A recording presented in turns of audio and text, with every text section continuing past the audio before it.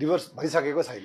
छैन, किनभने उहाँले चाहिँ मलाई अमेरिकाबाट मैले कुरा गर्दाखेरि चाहिँ म दिन्न, म डिभोर्स दिन्न, जेसुकै गर्नु म अड्काउँछु, लम्बाउँछु, 10 वर्षसम्म राख्छु, तर म दिन्न, म सर्वोच्चमा जान्छु। खै के भन्नुभयो है।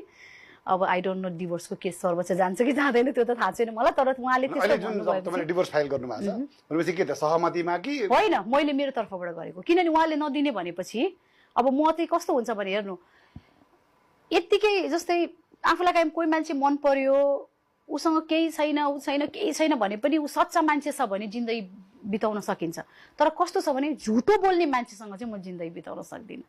अब अहिले नै आएर यति कुराहरू थाहा पाउँदाखेरि पनि उहाँलाई सोद्धाखेरि होइन यो कुरा साँचो हो भनेर एक्सेप्टै गर्नु भएन, कहिले पनि एक्सेप्ट गर्नु भएन। स्टिल अहिले पनि मैले के झुटो बोलेर भन्ने कुराहरू गर्नुहुन्छ भनेपछि अब थाहा पाइसकेको कुरालाई त होइन भन्ने मान्छेले त पछिका दिनहरूमा पनि झुटो नबोल्नुहुन्छ भन्ने त ग्यारेन्टी छैन। त्यो भएको हुनाले बरु त्योभन्दा चाहिँ गलत झुटो बोल्ने मान्छेसँग जिन्दगी बिताउनु भन्दा चाहिँ म बरु एक्लै नै ठिक छ भन्ने हिसाबले चाहिँ अनि मैले कति भयो तपाईँ नेपाल आउनुभएको अहिले?